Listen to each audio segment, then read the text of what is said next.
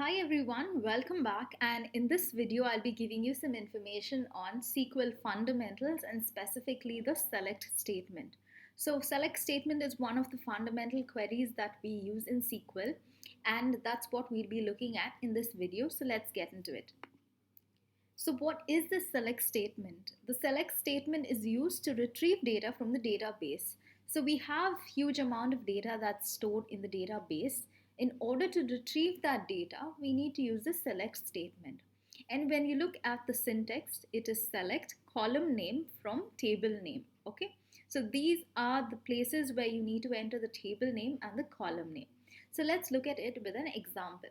So first let us visualize a database. So let's say you have a database and you have two tables. So the first one is the business table, the second one is the employee table. And within the employee table, we can see three columns: the employee ID, employee name, and employee role. So now take this sample query. Select employee name from employee, where employee name is the column name and employee is the table. So generally, the syntax queries, the SQL queries get executed from right to left. So first it looks for the table that it needs to check out. So over here we have the employee table.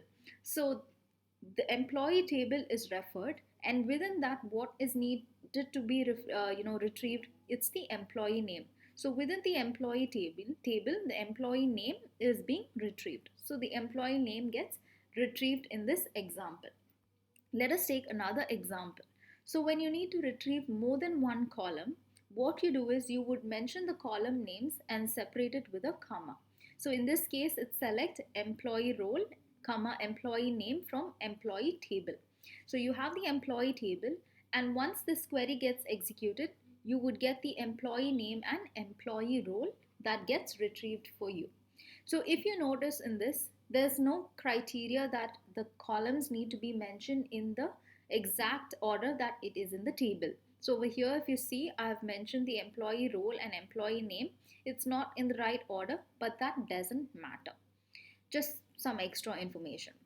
The next example is select star from employee. So what is the star? The star is nothing but you want to retrieve all columns. So when you want to retrieve all columns, you don't have to mention all the column names. You just give star and all columns get retrieved. So in this example, the employee table is referred, and within that all these three columns data get retrieved for you. So that's about the select statement. There are some best practices and good practices that need to be followed. The first one is use star only when you want to retrieve all data from a table.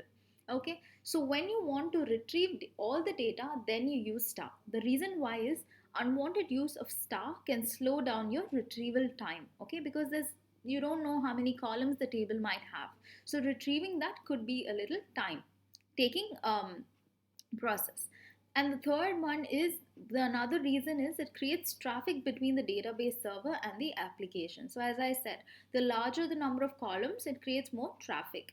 And the last best practice is, in general, SQL keywords are capitalized. So if you see here in this example, there are keywords select and from.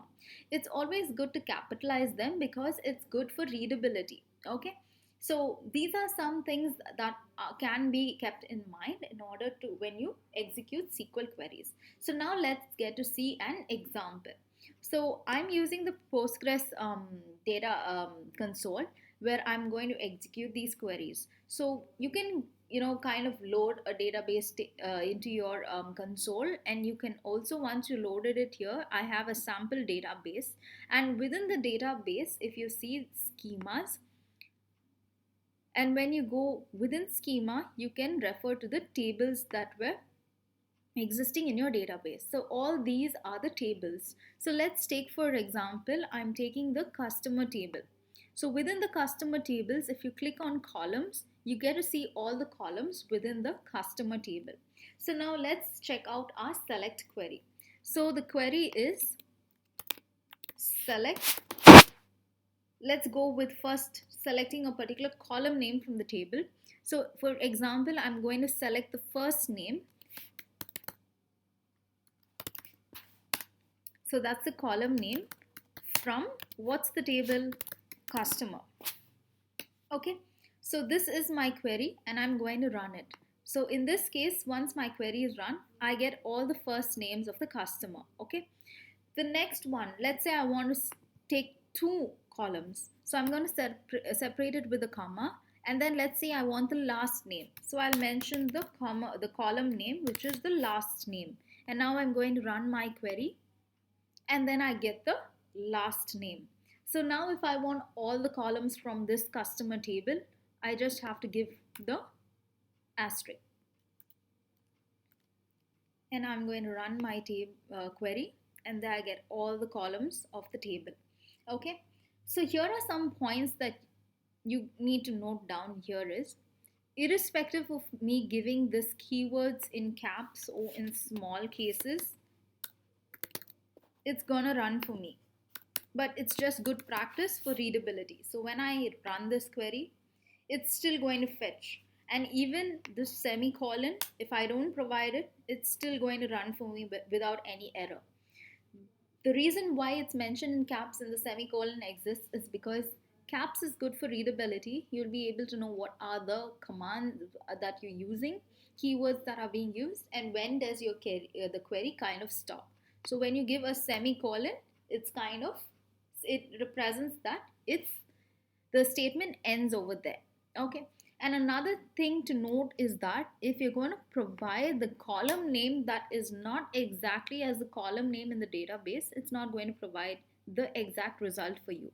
In this case, let's say for example I'm providing the first name, which is my column name. Okay, so when I mention the exact one that is of my table, first name, it retrieves. Let's say I'm just going to give F in caps. Now what happens? It still works. Okay, first name. But if I try cut shorting it, giving it a short form, nothing happens because it does not understand. It has to be exactly as what it is in the columns. So here in the columns, if it's the full name, enter the full name.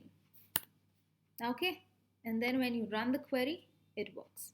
Okay, so this is about the select statement. So I hope that you got a good understanding on what the select statement is and why is it used. So if you like this video, please do give this a thumbs up. If you haven't subscribed to this channel, please do subscribe, and also do share your feedbacks. Thank you.